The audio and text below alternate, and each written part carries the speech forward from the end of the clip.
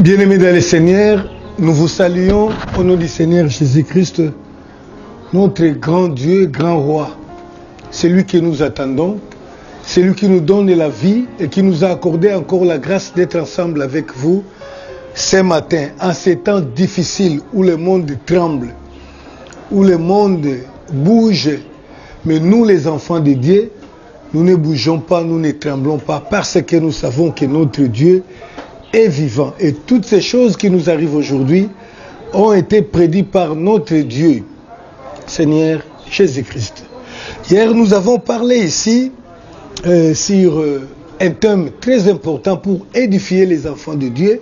En ce moment-ci, parce que nous avons besoin d'être édifiés par la parole de Dieu. La parole de Dieu qui est notre nourriture et doit être vraiment une nourriture quotidienne. Hier, nous avons parlé du coronavirus comme étant l'un des signes du temps de la fin. Le message était intitulé « Coronavirus vue du ciel ». Et là, nous avons démontré que coronavirus n'est pas quelque chose qui doit étonner les enfants de Dieu, qui n'étonne pas non plus Dieu, parce qu'il a été prédit dans la Bible que dans les derniers temps, il y aura des temps difficiles. Dans les derniers temps, il y aura des pestes, des tremblements de terre, des guerres, beaucoup de choses. Et lorsque nous voyons la peste comme celle-ci, la pandémie comme celle-ci, nous savons que ce sont des signes du temps de la fin. C'est un signe du temps de la fin. Alors aujourd'hui, nous revenons pour continuer à édifier les enfants de Dieu par rapport à ce terme. Nous voulons réellement savoir, est-ce que réellement nous sommes au temps de la fin? Est-ce réellement le temps de la fin aujourd'hui? C'est ça notre message que nous allons partager ensemble avec vous. Parce qu'on parle beaucoup du temps de la fin. Et il y a certaines personnes qui estiment que nous sommes au temps de la fin, tandis qu'il y a d'autres qui ne croient pas du tout. Mais que dit vraiment la Bible à propos du temps de la fin? Est-ce que c'est réellement le temps de la fin? D'abord, du point de vue des scientifiques, le monde scientifique aujourd'hui, même s'ils ne disent pas de façon claire en ce qui concerne la fin du temps, mais vous allez entendre qu'ils ont des inquiétudes, ils ont des pressentiments que le monde tend à sa fin. Quand vous lisez des revues scientifiques, les journaux, l'actualité, vous allez voir que le monde, les gens estiment que le monde pourrait être détruit un jour, soit par une catastrophe, soit par, je ne sais pas, une grande guerre, mais du moins, dans la pensée des humains, ils savent qu'un jour, il y aura une fin. Ça, c'est dans le monde scientifique ou bien dans la tête de tout le monde.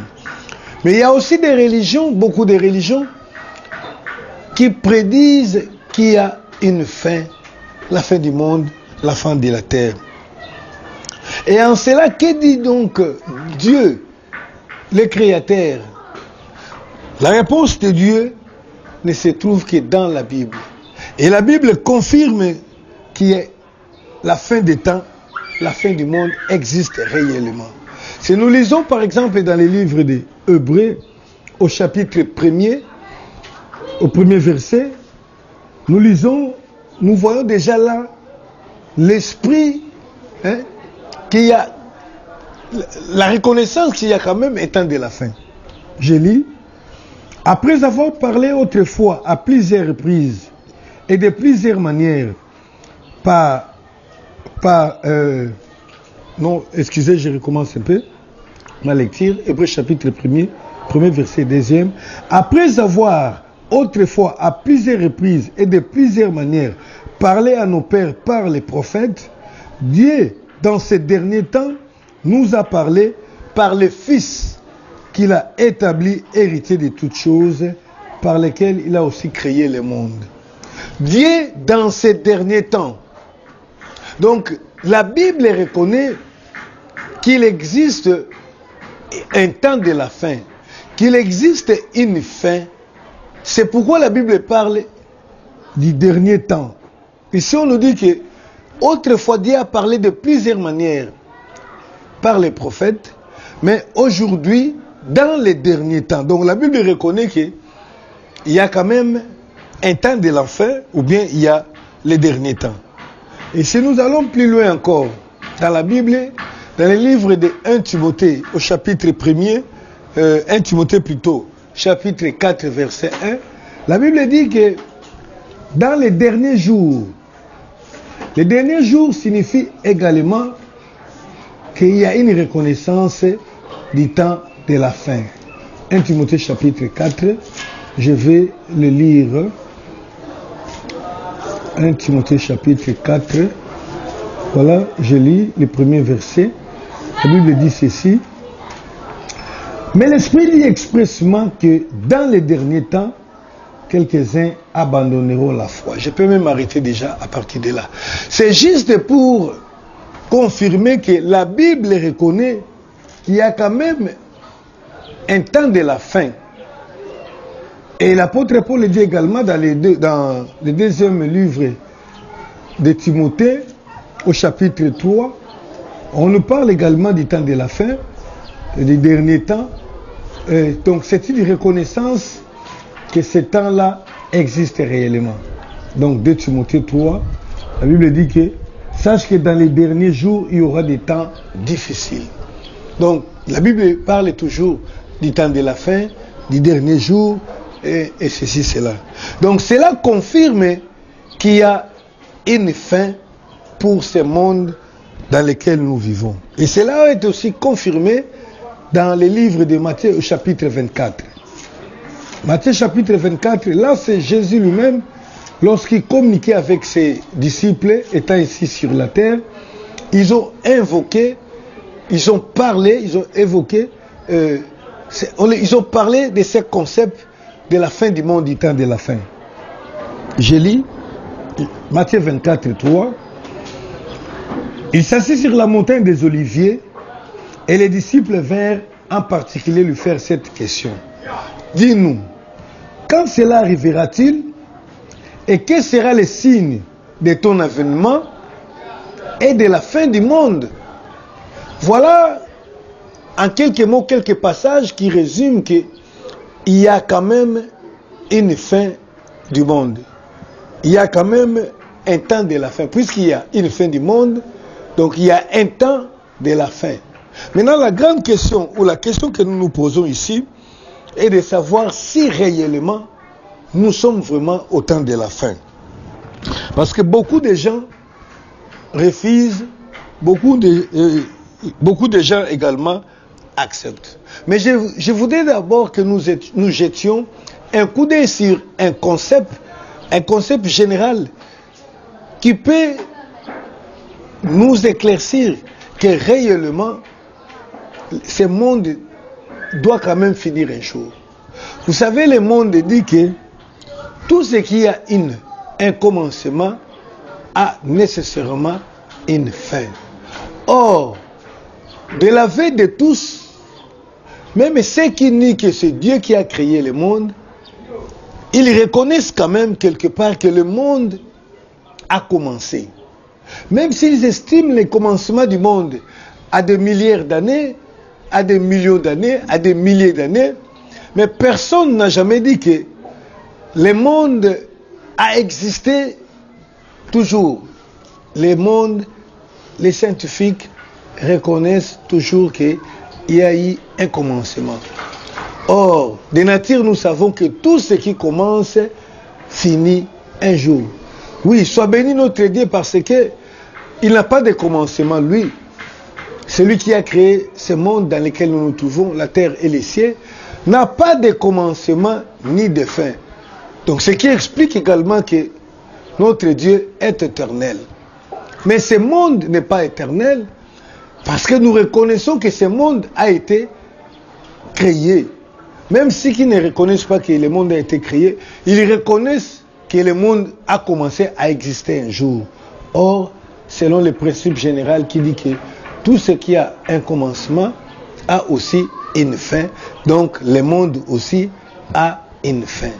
Bien aimés, nous constatons bien que ce monde étant à sa fin, Tout ce que le monde considère aujourd'hui comme la détérioration du système, de l'écosystème, la détérioration du climat, n'est que le vieillissement de ce monde, comme le dit la Bible. Le monde est en train de vieillir. Or, tout ce qui vieillit tend déjà à sa fin. Et la Bible le déclare également dans les livres des Hébreux, au chapitre 1er, Hébreux chapitre 1er, et au verset 10. Je vais les lire, Hébreux chapitre 1er, verset 10. Donc, la Bible reconnaît que ce monde tend déjà à sa fin. Et la preuve, c'est quoi? C'est le vieillissement du monde. Nous pouvons dire tout ce que nous voulons. Et il y a la détérioration de l'écosystème qui est dit à cause de ça, à cause de ceci ou de cela. Mais une chose est vraie, ce monde dans lequel nous vivons a déjà beaucoup duré. Et comme il a beaucoup duré, comme il a été créé, comme il a commencé à exister un jour, il doit vieillir. Et ce qui vieillit tend à sa fin. J'ai lu Hébreux chapitre 1er, verset 10. La Bible dit ceci. Toi, Seigneur, tu as au commencement fondé la terre. Et les cieux sont l'ouvrage de tes mains. Verset 11. Ils périront, mais tu subsistes. Ils vieilliront tous comme un vêtement. Ils vieilliront.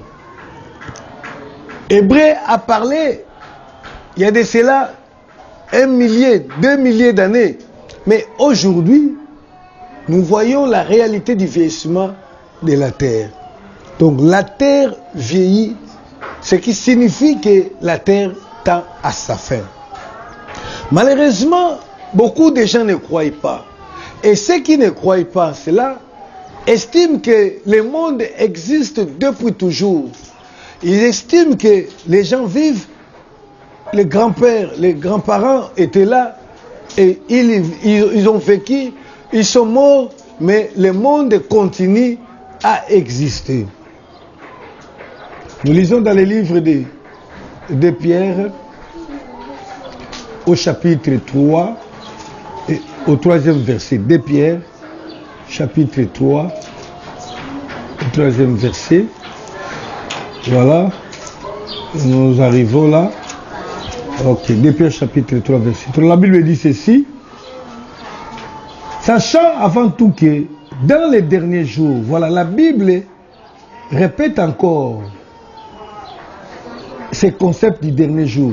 Sachant avant tout que dans les derniers jours, il viendra de moqueurs avec leurs railleries, marchant selon leurs propres convoitises et disant, où est la promesse de son avènement? Car depuis que les pères sont morts, tout demeure comme dès le commencement de la création. Bien-aimés, soyez attentifs. Écoutez bien ce message que le Seigneur vous adresse ce matin. La Bible dit que depuis très longtemps, la Bible a prédit qu'au temps de la fin, il y aura des gens qui se lèveront, qui seront des moqueurs. Et ces moqueurs-là n'accepteront pas que nous sommes dans le temps de la fin. Donc, il y a même déjà un signe que la Bible nous montre que nous sommes au temps de la fin. Et ce signe, c'est qu'il y a des gens qui déjà nient que nous sommes au temps de la fin. Et qu'est-ce qu'ils disent? Ils ne croient pas que le monde peut être détruit parce que, selon eux, le monde existe depuis longtemps. Les pères sont morts, les parents, les grands-parents, tous sont morts. Et la terre existe également. Oui, c'est l'impression que nous pouvons avoir tous. Que depuis que le monde a commencé à exister, il est toujours là. Bien aimé, ne vous trompez pas, la Bible nous dit et nous raconte une grande vérité. Cette vérité qui dit que le monde d'autrefois, la terre d'autrefois, avait été détruit par Dieu au moyen de la pluie que nous connaissons, les grands déluges. Même si le monde ne veut pas croire en cela, mais vous verrez qu'il y a toujours un pressentiment là.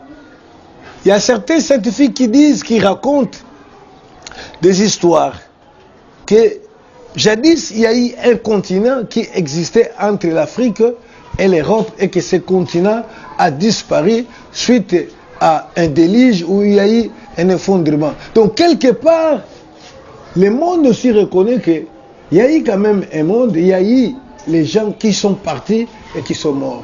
Je dis que le monde ne nous raconte que des histoires qui n'ont pas de fondement, mais c'est la Bible qui nous dit la vérité, qui nous raconte l'histoire de ce monde, qu'il y a eu autrefois une terre sur laquelle les gens vivaient, mais ces gens-là avaient péri, avaient été détruits par Dieu à cause du péché.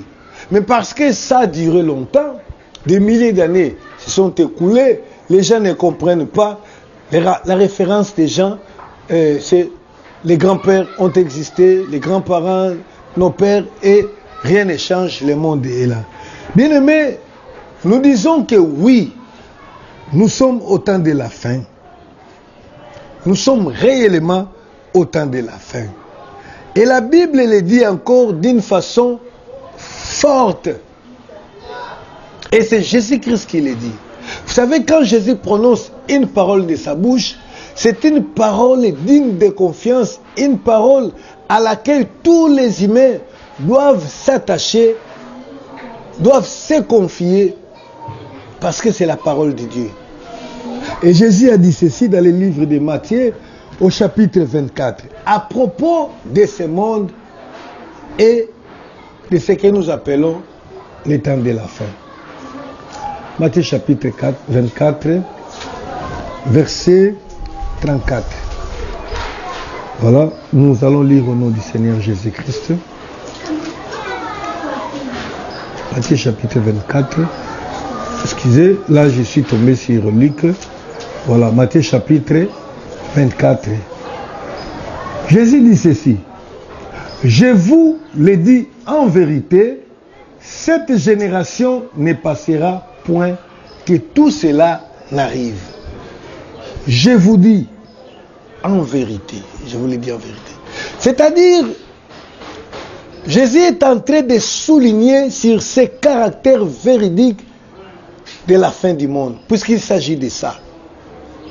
Alors il faut lire tous ces chapitres 24 du Matthieu, où vous allez voir, Christ est en train de parler des événements du temps de la fin. Parce qu'un jour, les disciples étaient en train de lui montrer la grandiose, la merveille de l'époque, les grands temples bâtis par les Juifs, les temples de Jérusalem. Mais Christ, en regardant ces temples, s'est écrié que ce temple que vous voyez viendra un jour où une pierre ne restera pas sur une autre pierre. Et les disciples en particulier vinrent lui demander, Seigneur, dis-nous quand cela arrivera-t-il? Quand est-ce que cette maison sera renversée ou une pierre ne restera plus sur une autre pierre? Là, c'est Matthieu chapitre 24, au verset, à partir des versets 1er jusqu'au verset 3. Et au verset 3, il vint lui dire, dis-nous quand cela arrivera-t-il et quel sera le signe de ton avènement et les signes de la fin du monde. Et c'est comme ça que Jésus a commencé à leur donner les signes de la destruction du temple de Jérusalem, les signes de son avènement, ce que la Bible ou l'Église appelle aujourd'hui l'enlèvement, et aussi les signes de la fin du monde. Donc le monde doit être détruit un jour. Mais c'est à la fin, vers la conclusion de cette partie, que le Seigneur dira que je vous dis en vérité que cette génération ne passera point. Cette génération ne passera pas avant que toutes ces choses n'arrivent, avant que le Seigneur revienne, donc l'avènement du Seigneur, avant que Jérusalem ne soit détruite, avant que le monde n'arrive à sa fin, cette génération ne passera pas. Je pense que c'est la grande question que nous devons nous poser. De quelle génération s'agit-elle? Pour que le Seigneur puisse marteler avec beaucoup de sérieux que je vous dis, en vérité, cette génération ne passera pas. Vous savez que cette parole même est devenue un sujet de moquerie pour beaucoup de gens. Parce que les gens estiment que beaucoup de générations se sont écoulées depuis que Jésus avait prononcé cette parole. Mais jusqu'aujourd'hui, le monde n'est jamais arrivé à sa fin. Bien aimé, je vous dis une chose. La Bible dit que la vérité sort de la bouche de l'Éternel. La vérité sort de la bouche de Dieu.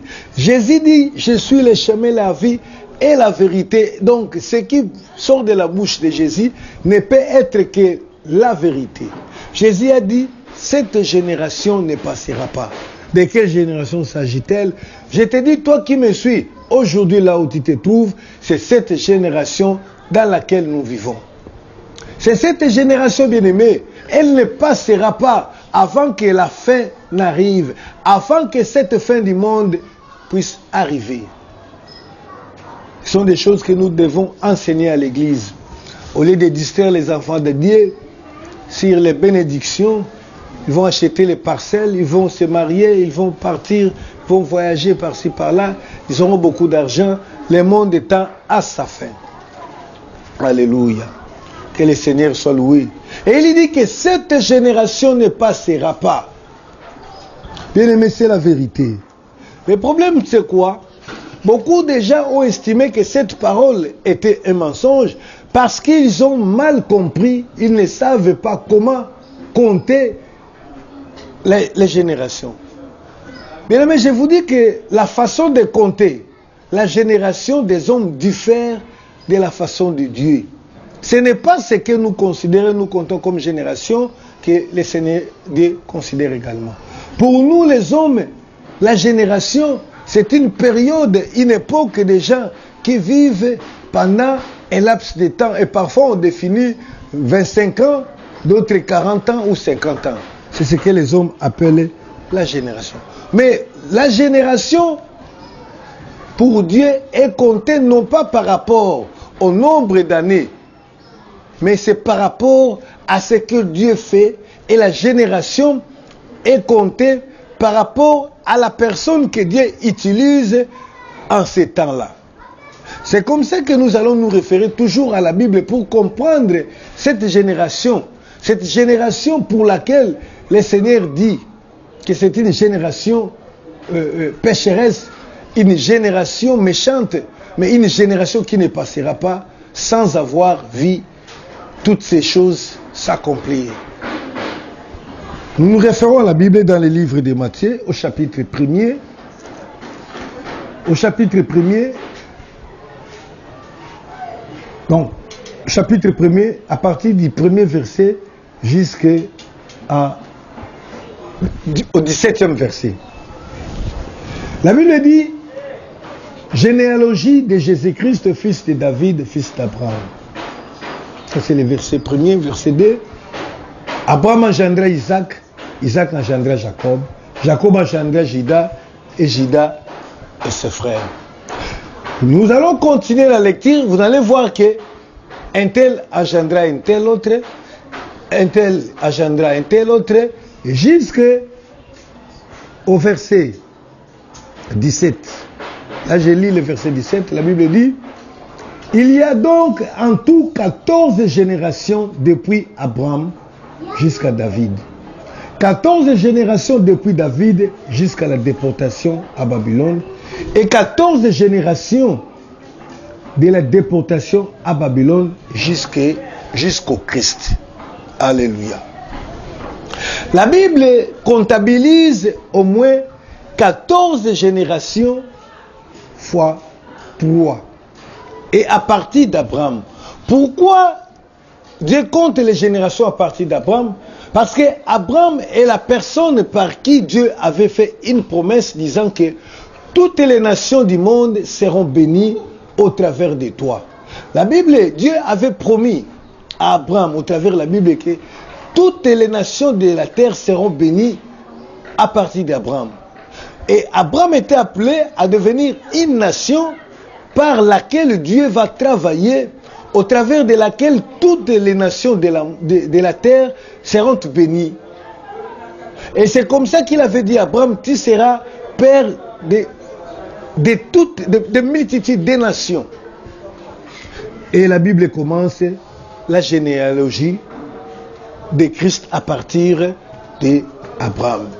Et la Bible dit qu'il y a 14 générations à commencer par Abraham jusqu'à David. Il y en a encore 14 à partir de David jusqu'à la déportation à Babylone. Et à partir de la déportation de Babylone, il y en a encore 14 jusqu'à Jésus. Donc cela veut dire que par rapport à Dieu, une génération est comptée, non pas par rapport au temps, mais par rapport à la personne que Dieu utilise pour l'accomplissement de la promesse faite à Abraham. Parce que la promesse avait été faite à Abraham dès le commencement, dans Genèse, pour que le monde entier soit béni au travers d'Abraham. Et c'est comme ça qu'Abraham est le premier. Donc il y a eu, selon Dieu, il y a eu une génération, la génération d'Abraham. Il y a eu une autre génération, la génération d'Isaac. Il y a eu une autre génération, la génération de Jacob. Or, si nous lisons la Bible, nous allons voir que tous ces gens-là n'ont pas vécu tous la même tranche d'âge. Si Abraham a vécu 125 ans, peut-être Isaac en a vécu 100. Et Jacob peut-être 70. Et d'autres peut-être 100 encore. Donc la génération devant Dieu n'est pas comptée par rapport au nombre d'années, mais elle est comptée par rapport à une personne que Dieu utilise pour l'accomplissement de cette grande promesse qui concerne toutes les nations de la terre. La promesse qui avait été faite par Abraham. Alléluia. Qu'il soit loué, notre grand Dieu qui s'est souvenu de nous. Abraham qui a engendré Isaac et Jacob, Jacob qui est devenu Israël, et c'est d'Israël, donc c'est de là que Jésus-Christ est sorti. Et vous verrez que la Bible comptabilise 14 générations, 14, mais la dernière génération, à partir de Babylone jusqu'à Jésus, vous compterez, il n'y a que 13 générations. La 14e génération, c'est la génération de Jésus-Christ. Et la génération de Jésus-Christ, c'est la dernière génération. Il n'y aura plus une autre personne qui viendra après Jésus-Christ. Il n'y aura plus une autre personne que Dieu va utiliser pour l'accomplissement de sa promesse. C'est Jésus-Christ. Et je vous dis aujourd'hui solennellement que Jésus est apparu au temps de la fin.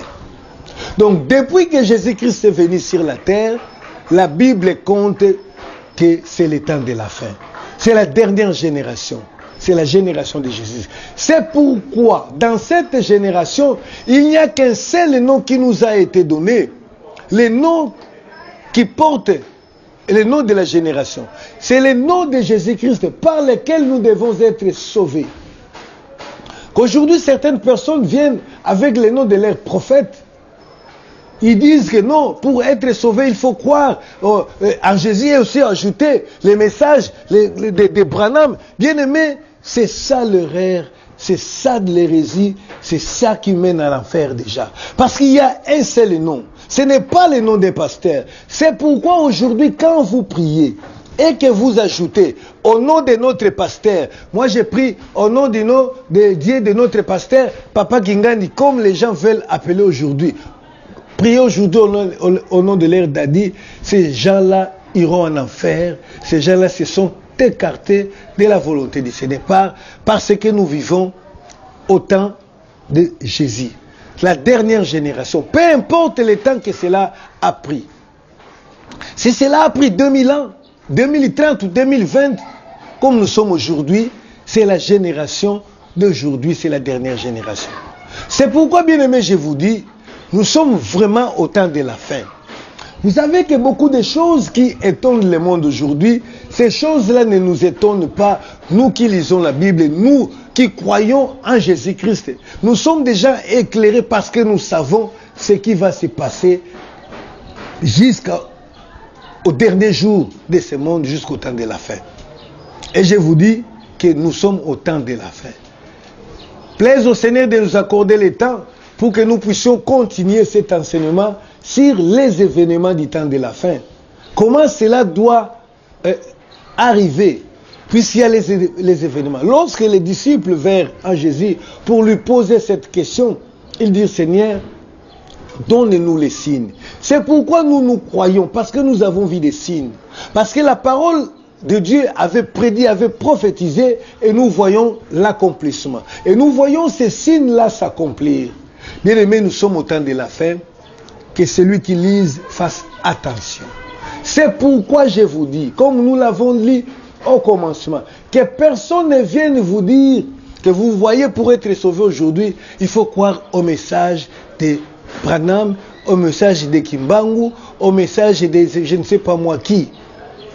Parce que la Bible dit, comme nous l'avons lu, que autrefois Dieu a parlé par nos pères, au moins par les prophètes, mais aujourd'hui, en ces derniers temps, Dieu nous a parlé par le Fils qu'il a établi héritier de toutes choses. Donc c'est Jésus-Christ qui a parlé des événements du temps de la fin. Il y a de ceux-là qui s'amusent, qui se plaisent en s'abusant et même à dire que nous sommes l'église, le message du temps de la fin. Le message du temps de la fin n'est pas venu de Branham, n'est pas venu d'un quelconque prophète, mais le message du temps de la fin est venu de Jésus-Christ lui-même. C'est Jésus qui a prédit, qui a parlé de tous ces événements. Vous pouvez les lire noir sur blanc sur Matthieu chapitre 24, dans Luc 21. Et c'est ce que nous allons démontrer dans les jours qui viennent si le Seigneur nous accorde grâce. Bien-aimés, nous sommes bel et bien au temps de la fin. Faisons attention. Malheureusement, cette fin-là a des événements dramatiques. Ce que nous sommes en train de vivre aujourd'hui, comme nous l'avons dit hier, la peste. Il a dit, vous aurez des tremblements de terre, il y aurait des pestes, il y aurait des guerres, il y aurait des calamités. Bien-aimés, nous sommes au temps de la fin. Si le Seigneur nous accorde vie, nous allons continuer ce message pendant tous ces temps. Nous allons les distribuer parce que nous savons que vous êtes à la maison. Vous avez le temps d'écouter. Écoutez les messages et vous allez comprendre qu'il n'y a plus de temps. Nous sommes au temps de la fin. Nous devons nous préparer à cette fin. Parce que la fin vient. Même si tu ne veux pas, elle vient quand même. Que le Seigneur vous bénisse. Soyez bénis, bien-aimés. Vous qui avez suivi ce message, restez branchés sur Christ sans frontières télévision pour continuer à suivre les enseignements de la Sainte Doctrine. Que Dieu vous bénisse. À demain.